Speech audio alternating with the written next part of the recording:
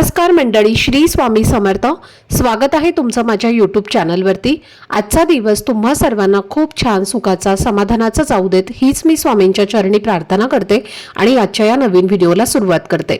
पण त्या अगोदर तुम्ही माझ्या चॅनलवरती जर नवीन असाल तर चॅनलला पण लगेच सबस्क्राईब करा आणि कमेंटमध्ये श्री स्वामी समर्थ लिहायला अजिबात विसरू. मैत्रिणींनो, उद्या 5 मे 2026 रोजी अंगारकी संकष्टी चतुर्थी आलेली आहे आणि तुम्हाला माहितीच आहे की प्रत्येक महिन्यात 2 चतुर्थी तिथी येतात, एक कृष्ण पक्षात आणि एक शुक्ल पक्षात.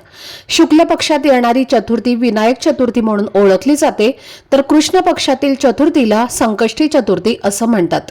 पण जेव्हा ही संकष्टी चतुर्थी मंगळवारी येते तेव्हा एक विशेष योग तयार होतो, ज्याला अंगारक योग म्हणतात आणि त्यामुळेच या दिवसाला अंगारकी चतुर्थी असं विशेष नाव दिलं जातं. अंगारकी चतुर्थी ही वर्षातली अत्यंत महत्त्वाची आणि पुण्यदायी तिथी मानली जाते, कारण या दिवशी व्रत आणि पूजा केल्यास वर्षभरातील सर्व संकष्टीचं फळ मिळतं. म्हणजेच जणू 21 संकष्टीचं पुण्य एकाच दिवशी प्राप्त होतं असं मानलं जातं. म्हणूनच या दिवशी अनेक भक्त गणपती बाप्पांची भक्तिभावाने पूजा करतात आणि व्रत पाळतात. असा हा योग खूप दुर्मिळ असतो, वर्षातनं फक्त 2 किंवा 3 वेळेलाच येतो. त्यामुळे या दिवसाला अधिकच खास महत्त्व प्राप्त होतं. असंही म्हटलं जातं की या दिवशी भगवान श्री गणेश आपल्या भक्तांना आशीर्वाद देण्यासाठी पृथ्वीवर विशेषतः उपस्थित असतात आणि त्यामुळे वातावरणात सकारात्मक ऊर्जा आणि गणेश तत्व नेहमीपेक्षा अधिक प्रमाणामध्ये सक्रिय असतं. म्हणूनच या दिवशी केलेल्या पूजा, जप आणि उपाय यांचं फळ अनेक पटींनी वाढून मिळतं. पण त्याच वेळी जर काही चुका झाल्या तर त्याचे नकारात्मक परिणाम सुद्धा जाणवू शकतात. अनेकदा आपल्याला काही गोष्टी माहिती नसतात आणि न कळत चुका होत राहतात, ज्यामुळे आपण केलेल्या भक्तीचं पूर्ण फळ मिळत नाही आणि मग आपल्याला वाटतं की मी इतकी पूजा करूनही काहीच फायदा होत नाही. म्हणूनच आजच्या या व्हिडिओमध्ये मी तुम्हाला अत्यंत महत्त्वाची माहिती सांगणार आहे, जसं की या दिवशी काय करावं आणि काय टाळावं, कोणत्या गोष्टी घरात बनवू नयेत, कोणत्या वस्तू कोणालाही देऊ नयेत आणि गणपती बाप्पांना कोणत्या प्रकारे प्रसन्न करता येईल जेणेकरून त्यांचे आशीर्वाद आपल्यावरती कायम राहतील.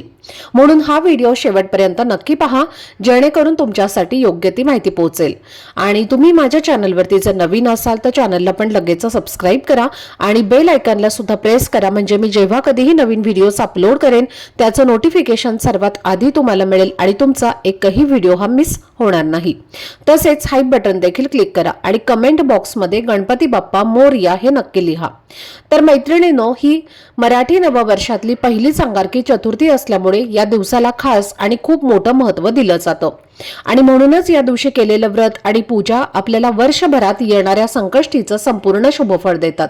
म्हणजेच आपल्या आयुष्यातील अडचणी कमी व्हाव्यात आणि सुख शांती वाढावी यासाठी हा दिवस खूप प्रभावी मानला जातो. यावेळची अंगारकी चतुर्थी 5 मे रोजी पहाटे 5:24 सुरू होणार आहे आणि 6 मे रोजी 7:51 समाप्त होणार आहे.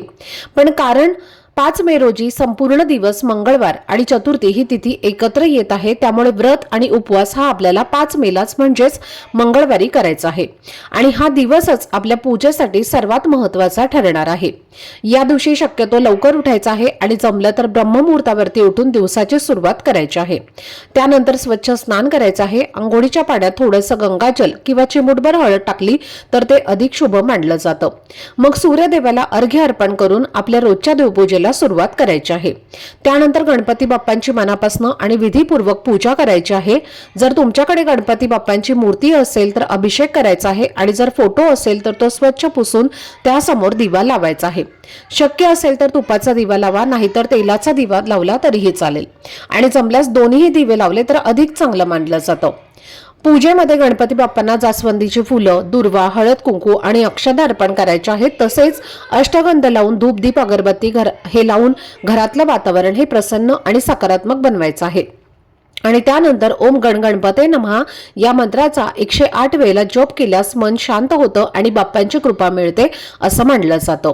तुम्ही या दिवशी अंगारकी चतुर्थीच्या व्रताचा संकल्पही करू शकता. तसेच गणपती स्तोत्र किंवा गणपती अथर्व शीर्षाचं पठण केल्याने अधिक पुण्य लाभतं आणि आपल्या क्षमतेनुसार गरजू लोकांना दान केल्यास त्यांचंही खूप चांगलं फळ आपल्याला मिळत असतं.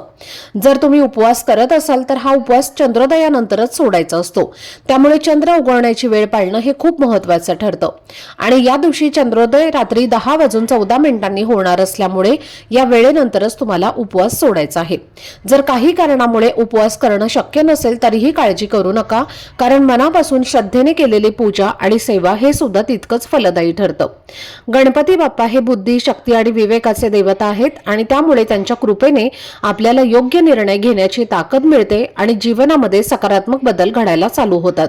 म्हणून या दिवशी मनापासून त्यांची भक्ती करा आणि त्यांच्या आशीर्वादाचा अनुभव घ्या। तर या दिवशी आपल्याला काही भाज्या ज्या आहेत तर त्या चुकूनही खायच्या नाहीत। तर या भाज्या कोणत्या असणार आहेत किंवा कोणते पदार्थ आहेत जे आपल्याला या दिवशी चुकूनही खायचे नाहीत? तर या दिवशी सूर्यफूल तेल, सोयाबीन तेल आणि यामध्ये जे बनवलेले पदार्थ असतात तर ते खाणं आपल्याला टाळायचं आहे। तसेच या दिवशी काळे मीठ खाऊ नये।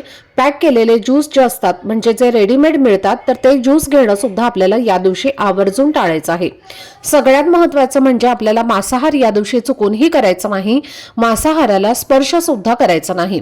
या दिवशी या चुका तुम्ही न कळत किंवा कळत केल्या तर तुम्ही गणपती बाप्पा हे तुमच्यावरती नाराज होतील आणि तुमच्यावरती अवकृपा करतील।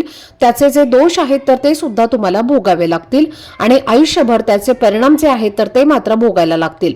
त्यामुळे अशा शुल्लक ज्या गोष्टी आहेत तर त्या आपल्याला चुकूनही करायच्या नाहीत। आता या दिवशी जरी तुम्ही उपवास करणार असला तरीही संध्याकाळी उपवास सोडताना आपल्याला कांदा आणि लसूण किंवा मुळा असेल, गाजर असेल, बीट असेल, त्याचबरोबर फणस असेल तर या ज्या गोष्टी आहेत तर त्या सुद्धा आपल्याला खाणं टाळायचं आहे। बरेच जण उपवासामध्ये फणस खातात, पण फणस जो आहे तर तो फळ आहे आणि हे कोणत्याही उपवासामध्ये खाल्लं जात नाही। आता त्यामुळे फणसाचं सेवन आपल्याला या दिवशी अजिबात करायचं नाही। त्याचबरोबर गणपती बाप्पांच्या पूजेमध्ये किंवा नैवेद्यामध्ये आपल्याला तुळशी पत्राचा वापर जो आहे तर तो अजिबात करायचा नाही। हे तुम्हाला लक्षात ठेवायचं आहे, कारण गणपती बाप्पांच्या पूजेमध्ये तुळशी पत्र हे वर्ज्य मानलं जातं। या दिवशी आपण बाप्पांना तुळशी पत्र अर्पण केलं तर ते क्रोधित होतात आणि त्यामुळे ही गोष्ट तुम्हाला आवर्जून टाळायची आहे। त्याचबरोबर या दिवशी काहीही झालं तरीही घरामध्ये मांसाहार आणायचा नाही। त्यामध्ये अंडी असेल, मटण असेल, मांस असेल, मच्छी असेल तर आपल्याला मांसाहार घरामध्ये सुद्धा आणायचा नाही। त्याला स्पर्श सुद्धा करायचा नाही आणि खायचं तर बिलकुलच नाही। आता या दिवशी आपल्याला कोणत्या पदार्थांचं सेवन करावं? तर या दिवशी आपल्याला सात्विक अन्न पदार्थ खायचे आहेत। जर तुम्ही उपवास करणार असाल तर उपवासामध्ये शक्यतो सैंधव मिठाचा वापर करायचा आहे, कारण उपवास असल्यामुळे आपल्या शरीराला सोडियमची खूप गरज असते आणि सैंधव मिठातून ती भरून निघते। त्यामुळे सैंधव मिठाचा वापर तुम्हाला करायचा आहे। तसेच या दिवशी तुम्ही नारळ पाणी, त्याचबरोबर दूध, अंजीर, खजूर, शेंगदाणं, रताळे, वरईचे तांदूळ, भगर, सफरचंद, डाळिंब, केळी, पेरू, जी काही सीझनेबल फळं आहेत तर ती तुम्ही खाऊ शकता। आंबे खाऊ शकता। त्याचबरोबर या दिवशी जेव्हा तुम्ही गणपती बाप्पांना जो काही नैवेद्य अर्पण करणार आहे तर तो नैवेद्य शक्य असेल तर तुम्हाला गाईला खाऊ घालायचा आहे। गाय नसेल तर तुम्ही घरामध्ये स्वतः ग्रहण केला तरीही चालेल। त्याचबरोबर या अंगारकी चतुर्थीला तिखट खाल्लं जात नाही, म्हणून शक्य असेल तर तिखटाचे पदार्थ जे आहेत तर ते आवर्जून टाळा। गणपती बाप्पांना नैवेद्य अर्पण करत असताना सुद्धा तिखट घातलेले पदार्थ जे आहेत तर ते शक्यतो तुम्हाला टाळायचे आहेत। त्याचबरोबर या दिवशी घरामध्ये चुकूनही वादविवाद, क्लेश, भांडणं होणार नाहीत याची तुम्हाला काळजी घ्यायची आहे। या दिवशी घरामध्ये कटकटी झाल्या तर घरामध्ये नकारात्मकता जी आहे तर ती पसरत असते आणि त्यानंतर आपण जी काही पूजा करतो किंवा जी काही सेवा करतो तर त्याचं फळ जे आहे तर ते सुद्धा आपल्याला मिळत नाही। शक्यतो या अंगारकी चतुर्थीचा उपवास जो आहे तर तो आपल्या घरामध्येच म्हणजे स्वतःच्याच घरी सोडावा आणि ते खूप शुभ मानलं जातं। त्याचबरोबर या दिवशी दारावरती जर कोणी काही मागायला आलं तर त्या व्यक्तीला तसंच जाऊ द्यायचं नाही। अन्नदान तुम्ही करू शकता किंवा एखादा ग्लास पाणी तुम्ही त्या व्यक्तीला दिलं तरी सुद्धा चालेल, पण ती व्यक्ती तशीच दारातून जाता कामा नये, याची तुम्हाला विशेष काळजी घ्यायची आहे। त्याचबरोबर आपल्या घरामध्ये अशा काही वस्तू आहेत ज्या चुकूनही कोणालाही द्यायच्या नाहीत। त्यातली सगळ्यात महत्त्वाची वस्तू आहे ते म्हणजे मीठ। मीठ हे लक्ष्मीकारक आहे, लक्ष्मी स्वरूप समजलं जातं आणि म्हणून या दिवशी मीठ जे आहे तर ते कोणालाही द्यायचं नाही। दुसरी वस्तू म्हणजे धने। धने हे धनप्राप्तीसाठी खूप महत्त्वाचे मानले जातात। धनोत्रयोदशीच्या दिवशी देखील आपण धण्यांची पूजा करत असतो, त्यामुळे या दिवशी आपल्या घरातनं धणे जे आहे तर ते कोणालाही द्यायचं नाहीत. त्याचबरोबर या दिवशी वेलची आणि लवंग जे आहे तर तेही कोणालाही द्यायचं नाही, कारण ते देखील माता लक्ष्मीला अत्यंत प्रिय आहे. तर या 4 वस्तू ज्या आहेत तर त्या आपल्याला अंगारकी चतुर्थीला कोणालाही द्यायच्या नाही. त्यामुळे माता लक्ष्मी आपल्या घरातनं काढता पाय घेते आणि घरामध्ये गरिबी येते. त्याचबरोबर या दिवशी अशा कोणत्या भाज्या आहेत ज्या भाज्यांचं सेवन आपल्याला करायचं नाही, तर त्यामध्ये वांग्याची भाजी आणि कोबीची भाजी या 2 भाज्या आपल्याला चुकूनही खायच्या नाहीत आणि आपल्या घरामध्ये बनवायच्या सुद्धा नाहीत, कारण कोणत्याही शुभतिथीवर या भाज्यांचं सेवन करू नये असं म्हटलं जातं. तर ही अत्यंत महत्त्वाची माहिती मला तुमच्यापर्यंत शेअर करायची होती.